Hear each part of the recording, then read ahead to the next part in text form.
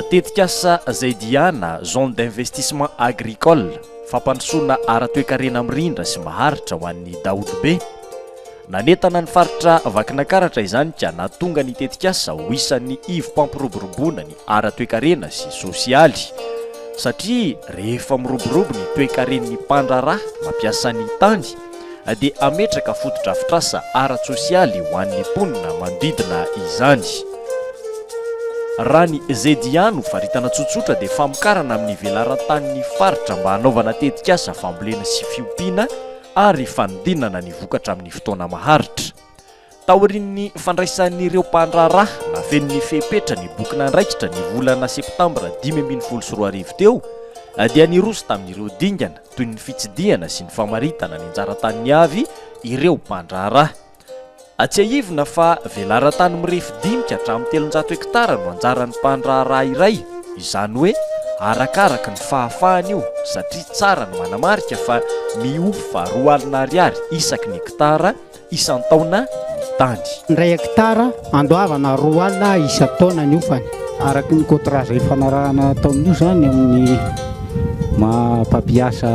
tany tandalananay amin'izao androm-panjaka zao dia ny tany ray hektara dia andoavana 2 alina isan-taona ary ny hetra ny komina dia ho avelan'izay amin'ny matetika asa eny amin'ny tontolo ambanivohitra azy dia ireo mpandraraha-pisehatra eo amin'ny fiompiana sy ny fambolena no maro nisana maly ny antso ohatra azo raisina amin'izany ny tao amin'ny komuna Andravola Vohipeno distrika Ambatolampy ahitana mpandraraha 9 ka ny 4 amin'izy ireo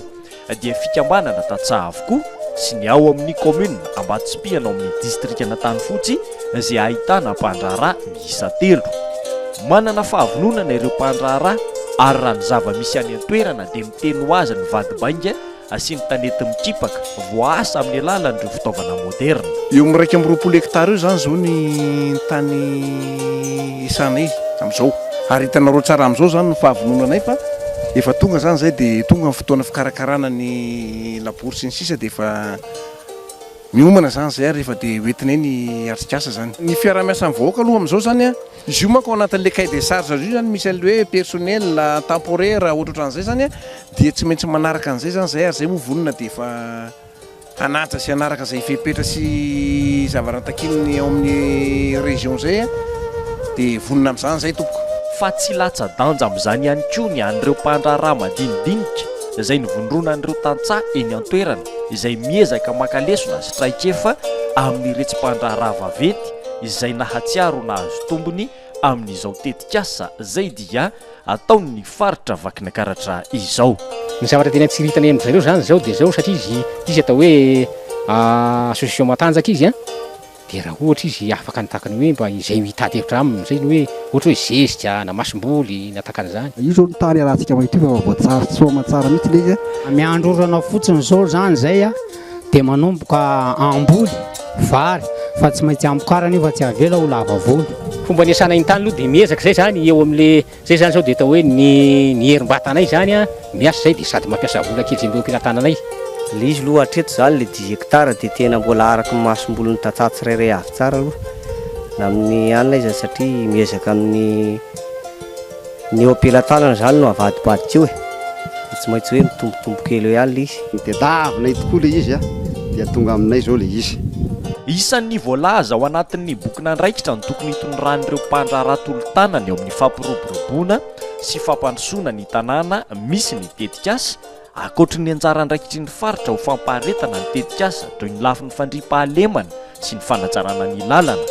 eritaona latsaka teoriana efa misy vokany sahady izany hoy ny be ny tanàna n'Andravola Vohipeno ary isan'ny nahazo tombony ny tao Andravola sy ireo avy eo amin'ny ilany andrefana dia ny ao Tsiafadiavina izany izay mifanila satria dia misy ihany koa ny tetikasa fanatsarana ny lahin-drano ahafahana manondraka ny tany ho volena raha tsika malala zao raha mandeha tenareo talohan'ny misy ny tetikasa dia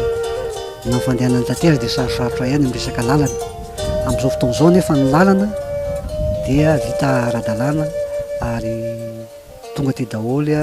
na ny tomobile na ny moto na ny sarety izay taterany ny tatsahan'ny vokatra zany hoe misy fampandrosoana anay mihitsy zany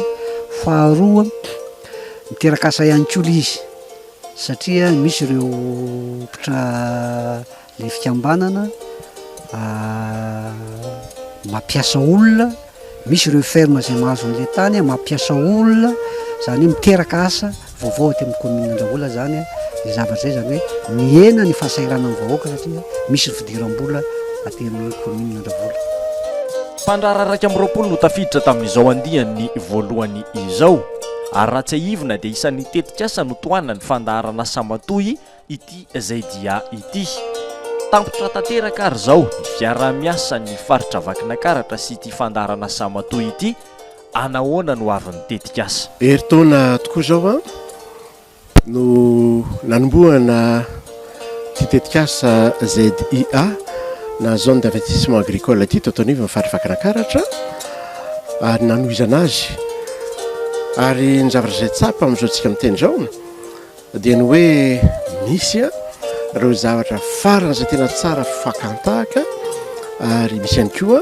raha ataontsika hoe anatra izay hitondra lesona tokoa eo anivon'izany zavatra izay miseho izany. Fa ny zavatra tena mahafinaritra indrindra anatin'ny zavatra izay miseho dia ny hoe lay fampanofanantany dia fampanofanantany natao tamina orinasa na koa natao tamina fikambanana tantsaha ary ny zavatra izay mipoitra dia ankehitriny dia maro amin'izy ireo no tena tafavoaka tanteraka ary tonga kely loatra le tany izay nangatanay tavo voalohany fa mila mba hampitomboana zany tany izany voalohany zay. Ao ihany koa ireo rehetra izay nahita manodidina dia tehiditra ihany koa rehefa nahita ny sasany zay tafavoaka tao anatiny zany ataontsika hoe zone d'investissement agricole izany. Ary ny fahatelo farany dia ny hoe miteraka tokoa sady fiakarany arikarena eo anivona fianakaviana le izy no nitarika ihany koa ny fiakarany arikarena eo anivony le commune zay misy fa nitarika ihany koa ny tena marina etaeta ho an'ny maro mba handeha ao anatiny zany ataontsika hoe fanofanantany zany amin'le zone d'investissement agricole. Le ZIA moa dia mampanofatany ny faritra mandritry ny 20 taona amin'ny vidiny 4 alina ariary isaky ny hektara isa-taona niofany. Zay ny zavatra voalohany zay. Ny zavatra faharoa anatin'ny zavatra izay miseho ihany koa dia nanomboka nahitany ihany koa traikefa ny faritra na ataontsika eo anivon'ny fanokafana ny lalana izay efa ataonay amin'izao fotoana izao amin'ny tany fotsy tanambao-iny zay mikisaka mandeha makany andrano fito dia manamboatra an'izany lalana zany izay. Misy ihany koa ataontsika eo le fanamboarana le lalana poinoara moa fiantso azy amin'ny toerana maromaro zay nananganana ireny zone d'investissement agricole ireny. Ankehitriny teo aloha ny programme Suisse Matoy nanoana tamin'izao fotoana izao programme Suisse Matoy dia efa manomana ihany kosa ny fialany eto Madagasikara ao anatin'izany programme izany. Fa kosa ny zavatra mahafinaritra dia tonga kosa ny antsoina hoe croissance agricole et sécurisation foncière na ny projet CASEF izay rahana Banque mondiale ary ny faritra Vakinankaratra dia ao anatin' izany ataontsika comité national de pilotage amin'ny fitantanana izany projet CASEF izany. Ny zavatra inona zany dia ny hoe lafitresaka ary tena mahafinaritra ny miteraka farantenana feno zany tetikasa izay iarahana ny faritra Vakinankaratra amin'ireo mpandrara, ireo fikambanana tantsaha, amin'ireo ONG, ireo association izay karazany ary maro amin'izao fotoana izao no tena ataontsika hoe tena liana hiditra ao anatin'izany zone d'investissement agricole izany. Zay angamba ataontsika hoe lafiny anankiray, misy lafiny anankiray kosa dia ny hoe ny fahitana kosa fa nisy ataontsika hoe mety zavatra somary nahirana angamba tao anatin'izany satria ny heverina ihany koa tsy le zone d'investissement agricole rehefa taitra le manodidina rehetra dia manana ny lalam-barotra le olona le mpandrara tao anatin'ilay ZIA ary dia le olona manodidina kosa amin'izay fotoana izay dia mamboly ireo vokatra izay tadiavin'ilay mpandrara amin'ny ZIA ary dia teraka ho azy ataontsika hoe agriculture intégrée familiale. Zay nefany misy ny lafiny tsara ary misy kosa tamin'ny sasany dia somary nety ihany koa angamba ataoko hoe ny fomba mety nitondrana nataoko anatin'ny fifandraisany ny mpandrara sy ireo nanodidina dia raisika ho lesona eo ary lesona izay inotsika fanatsarana tanteraka ny ho avy ny antony dia tsotra mila isika izany ataontsika hoe fambolena mivoatra zany eto Madagasikara ary tena mila tanteraka koa isika izany ataontsika hoe fanitarana ny ambanindaniny ny ambanivohitra zany ny antony dia satria tsotra mba tsy ho tonga teo alohan'ny tsony ny fiainantsika malagasy ary atomboka ty vakina karatra izany